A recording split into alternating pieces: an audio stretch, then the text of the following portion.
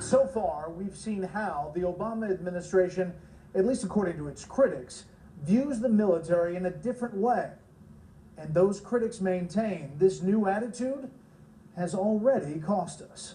One thing we know the Obama administration has changed about the U.S. military: the words they use to describe certain activities. What do you make of the fact that under this administration, the Pentagon was required to refer to military actions against Islamic terrorism as overseas contingency operations? Yeah. And that the actual acts of Islamic terrorism were to be referred to as man-caused disasters. It completely exemplifies the approach of this administration that we're not even going to call our enemies what they are, which are Islamic terrorists. Critics say such language is just part of the political correctness this administration requires of the military. Some think it's harmless. Others wonder. At Fort Hood in Texas, on a clear day in 2009, Major Nadal Hassan, a doctor in the U.S. military, stood up on a table, shouted Allahu Akbar, and then began to fire. He killed 13 and wounded many others. It was a shocking event. Staff Sergeant Alonzo Lunsford was one of the 32 American soldiers Hassan wounded that day. As the laser went across my eyesight, I blinked. He discharged a weapon. The first round went in right here, with my left eye, and it spun me around, and I hit the floor. He came up on me, he shot me again. As Sergeant Lunsford lay still in a pool of his own blood, he watched Major Hassan train his weapon on 21-year-old Army Private Francesca Velez. When he was getting ready to shoot her, she said, I'm pregnant, I'm pregnant. He fired anyway, and her last words was, oh, my baby, my baby, my baby. Private Velez and her baby died that day. A horrific event, and some believe a preventable one. Hassan, the Fort Hood terrorist killer, was communicating with Anwar al-Awlaki, the radical Islamist cleric who was then in Yemen. In one of the 18 emails he exchanged with al-Awlaki, Hassan told him, I can't wait to join you in the afterlife. Lieberman, who led the Senate investigation into the Fort Hood massacre, suspects the blame may reside in the environment prevailing in Obama's military. Political correctness can't lead you to close your eyes to a clear and present danger to the U.S. and to your colleagues in the U.S. Army.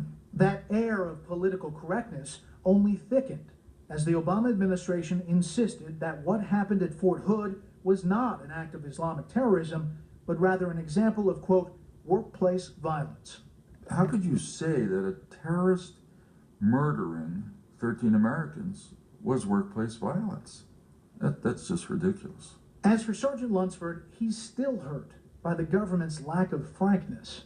What hurts more than the wound itself is a sense of betrayal, because a sense of betrayal is when you wake up, it's there. When you sleep, it's there. It's something that never leaves me. It never leaves me. The divide between the Obama administration and many in the military only widened over the handling of the case of Army Private Bo Bergdahl. Bergdahl, a man the Obama administration labeled a POW, was released by the Taliban in exchange for 5 of their top leaders. The ceremony announcing his release was supposed to be a celebration. This morning, I called Bob and Janny Bergdahl and told them that after nearly 5 years in captivity, their son Bo is coming home. What was your reaction when President Obama hosted Bergdahl's parents at the Rose Garden ceremony? Oh, I was pissed. Absolutely. In my view, Bergdahl should have never been labeled as a POW. Did the men you served with consider him a soldier who had been captured or a man who had deserted his platoon? We knew immediately that day the circumstances of his disappearance. He essentially had just deserted his post. We were mad as hell about it, but we didn't diminish any of our efforts to try to get him. Waltz was ordered to lead special forces teams to search for Bergdahl. It was the #1 priority in the entire theater of Afghanistan. And the Taliban immediately knew it.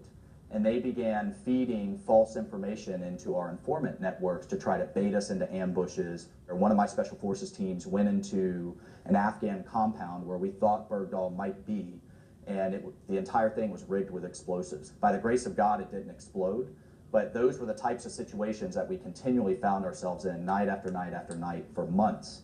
President Obama responded to the controversy by dispatching one of his top aides to praise Bergdahl.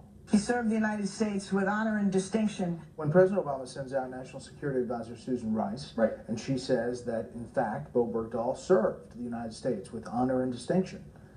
Well, I about threw my television out into the yard.